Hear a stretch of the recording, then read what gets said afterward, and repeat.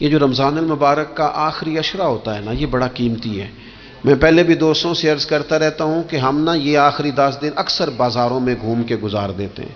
بخاری مسلم میں حدیث ہے، سیدہ عائشہ صدیقہ رضی اللہ تعالیٰ عنہ فرماتی ہیں آخری 10 دن جو رمضان کے ہوتے تھے حضور خود بھی بیدار ہوتے تھے، ہمیں بھی بیدار کرتے تھے۔ رسول پاک صلی اللہ تعالیٰ علیہ وآلہ وسلم نے پتہ ہے روزے دار کی فضیلت کیا بیان فرمائی؟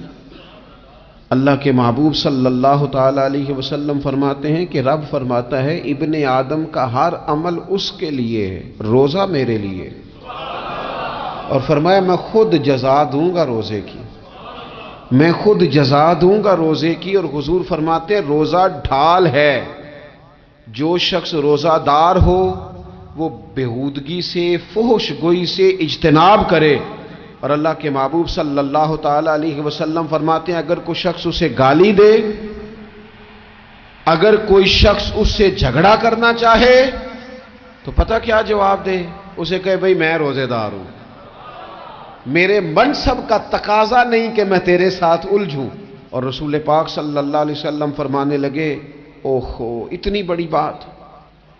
حضور فرمانے لگے، یہ صحیح مسلم کے لفظ ہیں، کریم محبوب فرمانے لگے مجھے اس رب کی عزت کی قسم جس کے قبضے میں محمد عربی صلی اللہ علیہ وسلم کی جان ہے۔ حضور فرماتے ہیں روزہ دار کے منہ کی خوشبو اللہ تعالیٰ کے نزدیک قیامت کے دن مشک کی خوشبو سے بھی زیادہ بکت والی ہوگی۔ اس کے منہ سے جو خوشبو آتی ہے قیامت میں مشک پیچھے رہ جائے گا، اور رب کی بارگاہ میں صرف روزہ دار کے منہ سے۔ اگر تیرے منہ کی خوشبو رب کو اتنی پسند ہے تو تجھے بھی تو اپنے منصب کا خیال ہونا چاہیے۔ میرے رسول پاک علیہ السلام نے فرمایا روزہ دار کو 2 خوشیاں ملیں گی، ایک خوشی اس وقت ملتی ہے جب وہ افطار کرتا ہے، اور فرمایا ایک خوشی اس وقت ملے گی جب وہ اپنے رب سے ملاقات کرے گا، جب وہ اس سے ملے گا تو اس وقت روزہ دار کو خوشی ہوگی۔ بخاری مسلم میں حدیث ہے، سیدہ عائشہ صدیقہ رضی اللہ تعالیٰ عنہ فرماتی ہیں آخری 10 دن جو رمضان کے ہوتے تھے حضور خود بھی بیدار ہوتے تھے، ہمیں بھی بیدار کرتے تھے۔ یہ راتیں بیدار رہنے کی ہیں، شب قدر کی تلاش کی ہیں۔ نبی پاک نے اعتکاف فرمایا ہے، کوشش کریں جو تو اعتکاف بیٹھ رہے ہیں وہ تو بڑے باعث مبارکباد ہیں، جو نہیں بھی نہ بیٹھ رہے وہ بھی اپنے اپنے علاقے کی مساجد میں کوشش کریں 1 رات مل جائے، 2 مل جائیں، 4 مل جائیں، جتنا اضافی ٹائم ملے آخری 10 دنوں میں وہ مسجد میں گزاریں۔ زیادہ سے زیادہ وقت قرآن پاک پڑھیں، استغفار پڑھیں، درود پاک پڑھیں، یہ 3 ہی وظیفے ان کے ساتھ۔ اور رات کا وقت کوشش کریں قیام میں گزرے، نوافل میں گزرے، جہاں جہاں بھی آپ اس کو ہم نے ضائع نہیں کرنا، تو جہاں موقع ملے کوشش فرمائیں یہ وقت ضائع کرنے والا نہیں ہے۔ یاد آتی ہے تو آنسو بھی نکلتے ہیں، دعا بھی نکلتی ہے۔ تھے کچھ لوگ پچھلے سال جو اس سال موجود نہیں ہیں، وقت تیزی سے گزر رہا ہے تو یہ سعادتیں بڑی قیمتی ہیں، ان کو ضرور حاصل فرمائیں۔ میرے دوستو خوشی تو جو ہوگی سو ہوگی، لیکن یہ لفظ بڑے حسین نہیں کہ روزہ دار کی رب سے ملاقات ہوگی، یہی لفظ بڑے باکمال نہیں؟ ایک روایت میں تو یہ ہے نا کہ روزہ میرے لیے ہے میں اس کی جزا دوں گا، اور ایک روایت میں یہ ہے کہ روزہ میرے لیے ہے اور رب فرماتا ہے میں خود روزے کی جزا ہوں، یعنی باقی نیکیوں پر ثواب ملے گا، روزہ رکھنے والے کو رب رحمان ملے گا۔ نبی اکرم صلی اللہ تعالی علیہ وسلم کے امت کے صوفیاء نے نا کچھ چیزوں کو بڑا کھولا ہے۔ عارف رومی کہتے ہیں کہ ایک دن نا محمود غزنوی نے خزانوں کے دروازے کھول دیے اور فرمایا بھئی میں نے آج ہر چیز کھول دی ہے، جو جس چیز پہ ہاتھ رکھے گا وہ اسی کی ہو جائے گی۔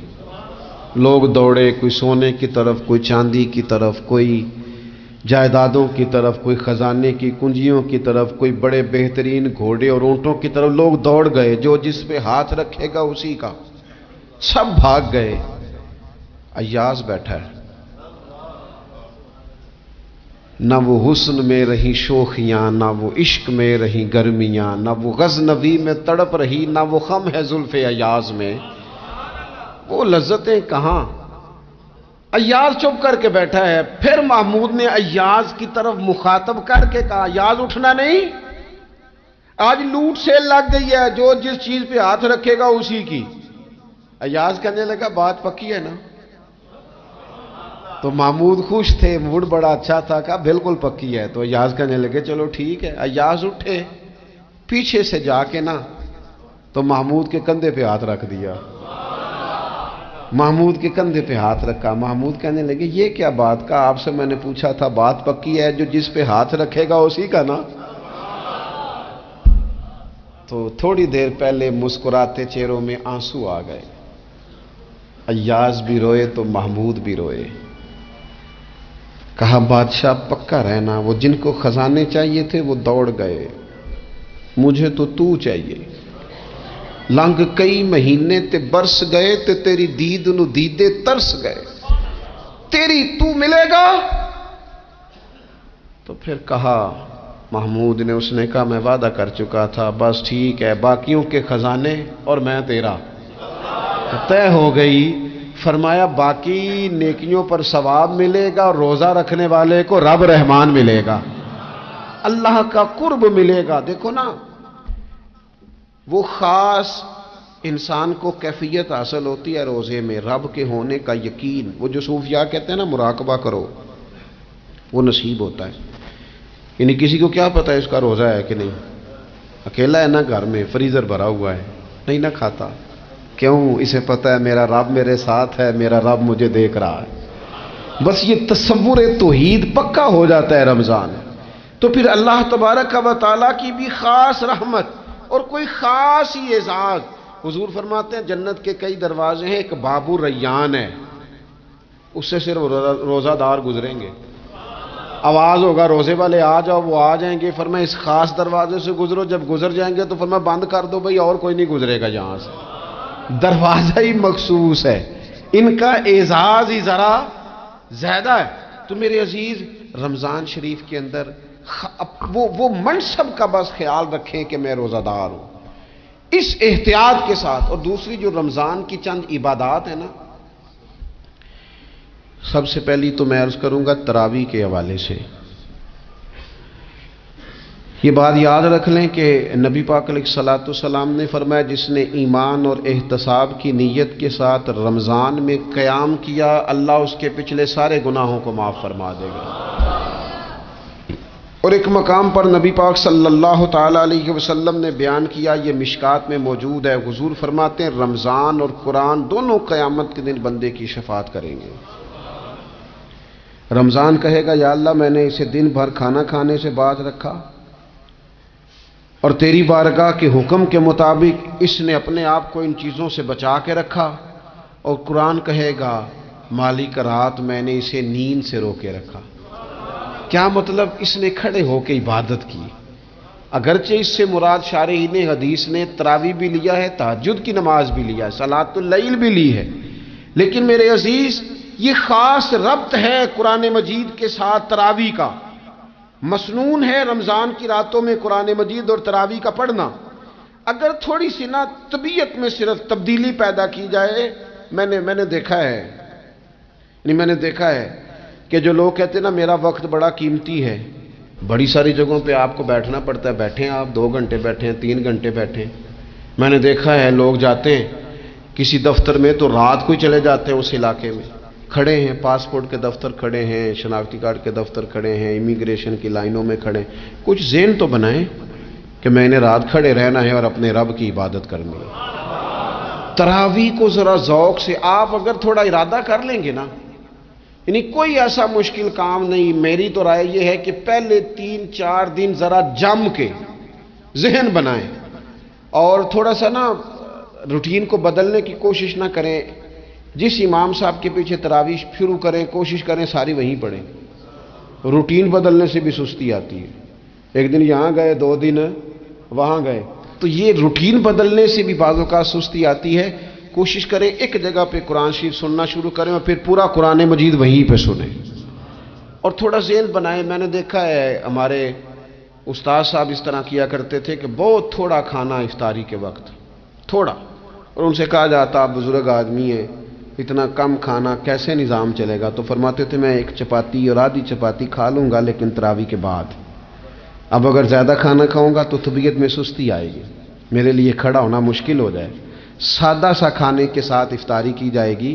اور تراویح کے لیے اپنے آپ کو ذہنی، کہاں ٹائم ملتا ہے سارا سال قرآن پڑھنے سننے کا، یہ تو اللہ نے موقع عطا فرمایا ہے۔ تو تھوڑا سا اگر دلچسپی پیدا کی جائے، بڑا بڑا سونا قرآن مجید پڑھا جاتا ہے مساجد میں، بچے بڑی بڑی خوبصورتی سے، تو اللہ کا شکر ہے جگہ جگہ پہ۔ اور مساجد کے علاوہ بھی میں نے دیکھا ہے، ہم سے لوگ مطالبہ کرتے ہیں کہ ہماری فیکٹری میں رات کو بھی کام ہوتا ہے، اتنے سارے ورکر ہیں تو بچہ کوئی مل جائے قرآن شریف سنائے، فلانی جگہ بھی اتنے لوگ ہیں تو اگر موقع مل جائے، تو اگر تھوڑا ذہن بنایا جائے، شوق پیدا کیا جائے تو اللہ تعالیٰ فضل فرماتا ہے، انسان کو طاقت ملتی ہے کھڑے رہنے کی۔ ایک تو تراویح، روزہ، تراویح، اور تیسری بات ہے سحر اور افطار۔ یہ جو سحری اور افطار، یہودی جو تھے نا وہ سحری نہیں کرتے تھے، سحری کا نام و نشان نہیں تھا، روزہ رکھتے سحری نہیں کرتے۔ تو نبی پاک صلی اللہ تعالی علیہ وسلم نے فرمایا ہمارے اور یہودیوں کے درمیان فرق ہی سحری کا ہے، اور نبی پاک صلی اللہ تعالی علیہ وآلہ وسلم نے فرمایا سحری کھایا کرو، سحری کھانے میں برکت ہے۔ اور اگلی بات سننی ہے آپ نے تو خوش ہو جانا ہے، سحری کو معمولی نہ سمجھے، سحری کرنا عبادت ہے۔ ہاں آپ مت سمجھیں کہ میں روٹی کھا رہا ہوں، یہ تو میرے سامنے دہی رکھا ہوا ہے، یہ تو سالن رکھا ہوا ہے، یہ تو اچار رکھا ہے، تو چپاتیاں رکھی ہیں۔ سحری کھانا عبادت ہے۔ آپ صبح اٹھے، آپ کی تو روٹین ہی اور تھی، تو 7 بجے کھاتے تھے، 9 بجے کھاتے تھے۔ یہ جو آپ صبح کھا رہے ہیں اٹھ کے سحری میں، اپنی مرضی سے تھوڑی کھا رہے ہیں، یہ تو کسی کے کہنے سے کھا رہے ہیں، یہ تو کسی کے بٹھائے بیٹھے ہیں۔ یہ جو سحری کا لنگر ہے یہ رب رسول کی رحمت کے ساتھ عطا ہوتا ہے، یہ کرم ہے، یہ اللہ رسول کے بٹھائے بیٹھے۔ کیا میرے رسول پاک صلی اللہ تعالی علیہ وآلہ وسلم نے بات کھولی ہے، ترغیب و ترہیب میں حدیث ہے، اللہ کرے یہ کبھی چسکا لگ جائے، یہ والا مزہ آ جائے، تو پھر تو گھر میں دسترخوان نہیں بچھا ہوا ہوگا، پھر تو رنگ ہی کوئی اور ہوگا۔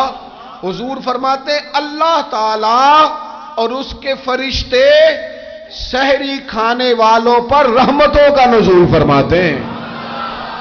کھائی روٹی جا رہی ہے، پکا ہوا کھانا ہے، لیکن حضور فرماتے ہیں رب بھی رحمتیں فرما رہا ہے، اور اللہ کے حکم سے فرشتے بھی رحمتوں کا نزول کر رہے ہیں۔ ایک رمضان المبارک وہ عزت اور عظمت والا مہینہ ہے جس کا تعارف کسی عام آدمی نے نہیں، رب کریم کے قرآن نے بیان فرمایا ہے اور میرے مصطفیٰ کریم کی زبان اطہر نے بیان فرمایا ہے۔